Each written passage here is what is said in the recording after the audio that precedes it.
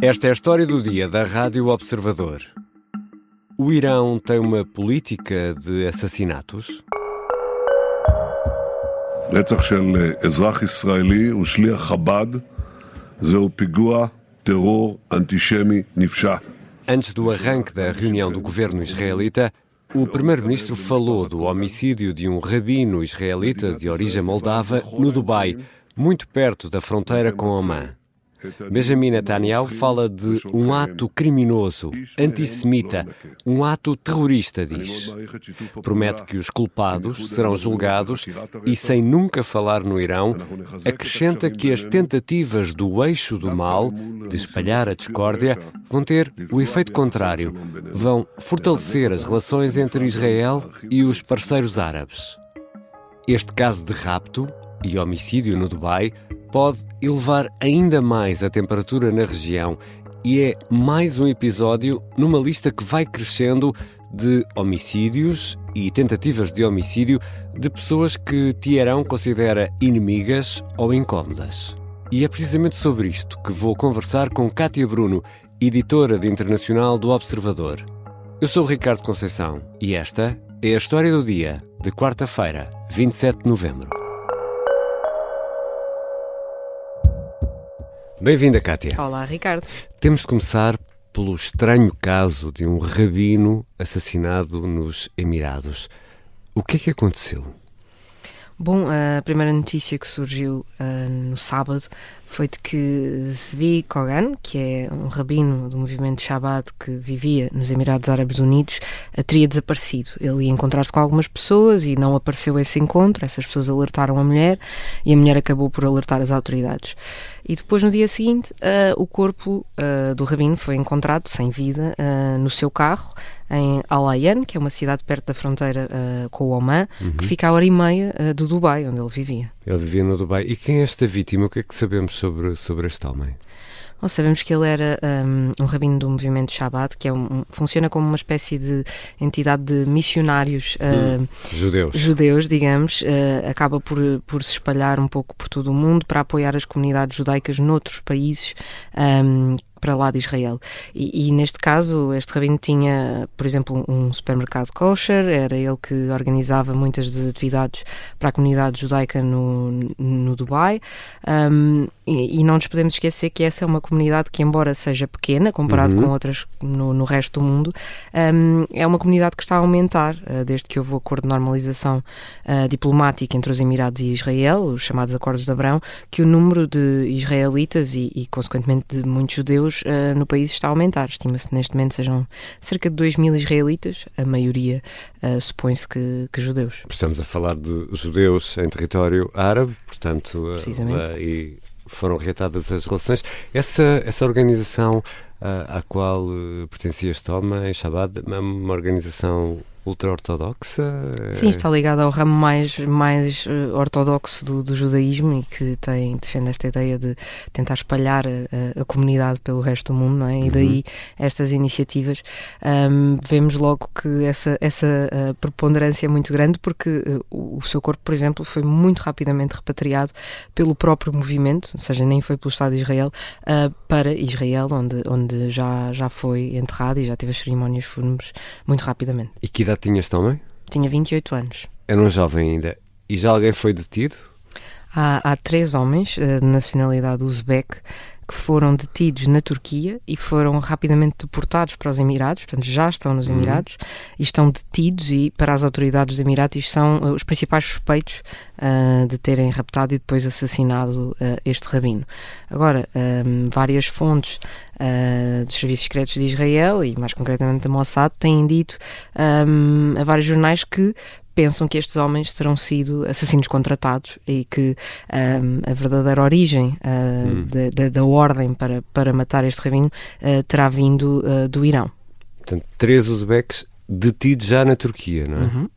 E pegando nessa suspeita, dessa ligação ao Irão, podem ter sido contratados pelo regime iraniano, há outras histórias semelhantes a esta que, no fundo, dão força a essa tese de que podem ser assassinos contratados pelo regime iraniano?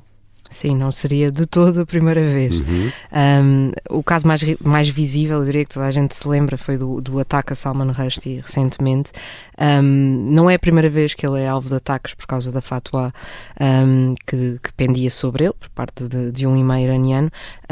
Este suspeito de ter tentado matar agora aparentemente tinha ligações ao Hezbollah e, portanto, parece que havia aqui uma ordem, se não diretamente de Teherão, do Hezbollah.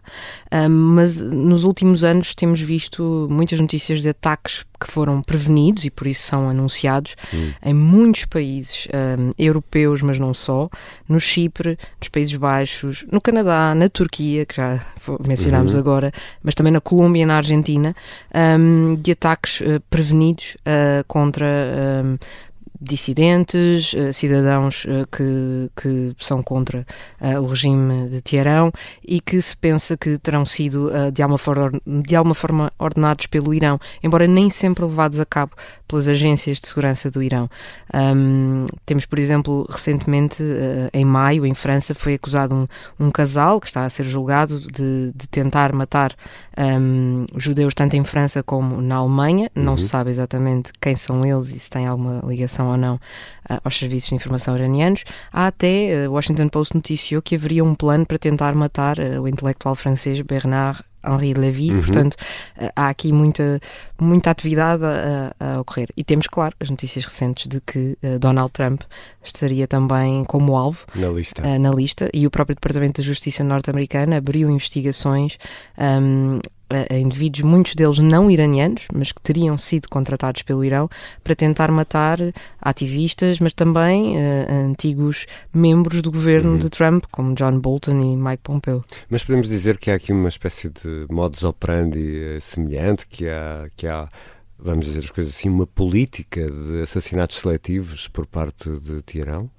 Parece que, se não há, está a formar-se de uma forma mais sistematizada, digamos. Embora eles não sejam todos organizados pelo Estado Central, digamos assim, há aqui um padrão no tipo de alvos. Temos dissidentes, portanto, às vezes cidadãos iranianos que saíram do país e que são ativistas contra o regime, por exemplo. Temos atacantes que atuam em nome de uma fatwa, e, portanto, não ordenados... No fundo, é uma sentença de morte, exatamente, não é? Religiosa e não do Estado, mas como o Irão é um Estado teocrático, está tudo muito interligado. Temos o assassinato ou a tentativa de assassinato de inimigos políticos, como seria o caso de Trump, por exemplo, e temos ataques a judeus, que têm acontecido com mais regularidade. A Reuters, por exemplo, tem um levantamento que diz que desde 2020 houve pelo menos 6 planos para tentar matar judeus que terão sido cometidos por assassinos contratados pelo Irão. Isso mostra que há um aumento nessas tentativas? Esses dados revelam isso e sim, qual é a razão para isso? Sim, os dados parece que não sabemos se é porque não era feito um levantamento tão bom antes, mas os dados que temos é que parece que estão claramente a aumentar e a aumentar no Ocidente também, em países europeus, no Canadá, nos Estados Unidos, etc. Fala-se de pelo menos 33 tentativas de assassinato ou de rapto no mundo ocidental desde 2020 e aquilo que podemos calcular ou intuir é que isso coincide com o ano em que Donald Trump ordenou a morte do general Qassem Soleimani, que era uma figura muito importante no regime iraniano e que várias figuras no Irão disseram que iria haver uma vingança em relação a esse assassinato e, portanto, podem estar a tentar responder na mesma moeda com assassinato. E quer dizer, o Irão não está sozinho nesta forma de atuar, sobretudo no Médio Oriente, não é? Sem dúvida. Os próprios Estados Unidos têm algumas operações que se poderiam considerar como assassinatos seletivos, ataques com drone, etc. O caso do Soleimani foi muito debatido se poderia enquadrar judicialmente como um assassinato extrajudicial. A diferença é que foi assumido, não é? Não foi escondido. Os Estados Unidos reclamaram esse homicídio. Mas se olharmos para o Médio Oriente, a Mossad é perita em fazer este tipo de operações. Há décadas que as leva a cabo, nunca as confirma oficialmente, mas também não parece querer desmenti-las. Há uma estratégia clara de usar isso como método e assustar de certa forma os inimigos, e pode ser também aqui o mesmo que o Irão está a tentar fazer. A Mossad, basta pensarmos, por exemplo, na operação que foi feita depois dos Jogos Olímpicos de Munique, de 72, em que cada um dos envolvidos no sequestro dos atletas israelitas foram mortos um a um por operativos da Mossad. Foram eliminados um a um, e há... além de muita literatura, também há filmes muito interessantes sobre essa operação, e tivemos recentemente o caso também, no ataque em Teherão.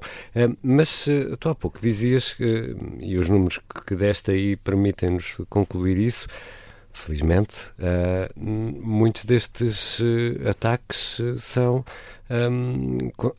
antecipados pelas autoridades e conseguem ser travados. Há uma prevenção grande. Não são bem desenhados no sentido, peço desculpa pela imagem, mas são pouco eficazes porque não resultam em mortes? Pode haver aqui uma questão de duplicação de esforços e de falta de coordenação, ou seja, alguns dos ataques são levados a cabo diretamente pelos serviços secretos iranianos e em concreto pelas forças Quds da Guarda Revolucionária, esses sim altamente profissionais e que conseguem ser mais eficazes. Mas depois temos alguns casos em que são aquilo que chamamos de lobos solitários, não é? Terá sido isso, por exemplo, que pode ter acontecido com o ataque a Salman Rushdie. É alguém que vê a fatwa e diz eu quero agir sobre isto e não tem coordenação com o Estado iraniano. E depois há uma tendência crescente de Teherão recorrer a grupos criminosos para fazer estes serviços, digamos assim. Os serviços secretos de vários países europeus têm alertado para isso, seja na Alemanha, na Suécia, nos Estados Unidos. Há dados de ataques que terão sido feitos por grupos como os Hells Angels, os gangues Foxtrot e Rumba, que são dos maiores da Suécia, organizações criminosas do leste da Europa, e portanto estamos a falar de atores que se movem por dinheiro, não por nenhum tipo de profissionalismo ou de ideologia, e aí tudo é um pouco mais falível do que no caso da Mossad, por exemplo, em que é uma agência que tem toda uma série de treino, formação e compromisso dos envolvidos, digamos, com as missões. E quando falha, pelo menos não sabemos, muitas vezes não sabemos que falhou. Não é? E regressando aqui ao caso do Rabino, que no fundo foi a história que contámos no arranque deste episódio, assassinado nos Emirados Árabes Unidos, este homicídio pode ser um problema quando temos aqui estes três atores, eu diria, este triângulo, Israel, Emirados Árabes Unidos e Irão, porque estamos a falar de judeus, árabes e persas. Sim, não é uma história nova, não é uma história de rivalidades novas, mas surge num momento em que é particularmente perigoso. A situação é muito complexa, sobretudo para os Emirados, diria eu, porque eles estão aqui meio que entalados entre a espada e a parede. Se confirmar que este foi um ataque ordenado pelo Irão, os Emirados estão numa posição muito difícil, porque por um lado os Emirados encetaram um caminho de aproximação a Israel com os acordos de Abrão, mas esse processo foi posto ali no congelador quando começa a ofensiva em Gaza, porque há uma ligação dos Emirados a Gaza por serem árabes, por partilharem uma série de ideias para a própria região, e portanto distanciaram-se um pouco de Israel. Mas por outro lado os Emirados não têm qualquer simpatia pelo Irão, veem como um grande poder na região que não lhes é favorável, porque é de maioria xiita, porque tem ambições de controle da região, desde a Revolução Islâmica que o Irão fala na ideia de exportar a revolução para os outros países em volta, e portanto os Emirados estão aqui numa situação delicada. Pois junta-se a rivalidade Irão-Israel, sabemos todos o que é que se está a passar, e portanto sobe ainda mais a temperatura.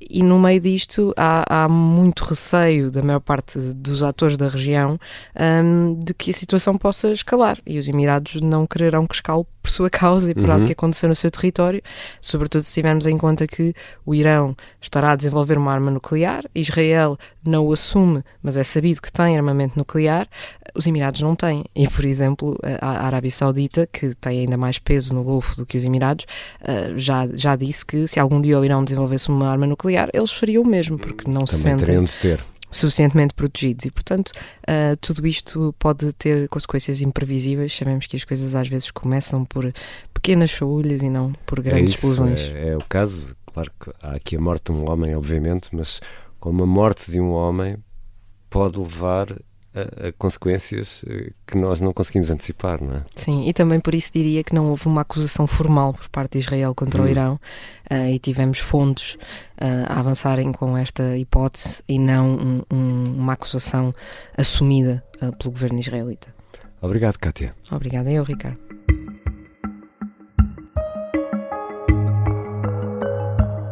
Kátia Bruno é editora internacional do Observador. Esta foi a História do Dia.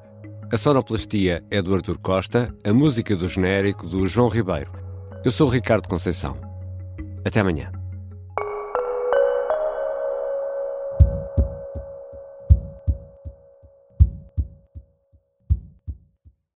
Se gostar deste podcast, pode seguir, dar 5 estrelas e comentar o episódio na Apple Podcasts ou no Spotify. Pode também subscrever e gostar no YouTube. Assim recebe uma notificação sempre que houver um novo episódio.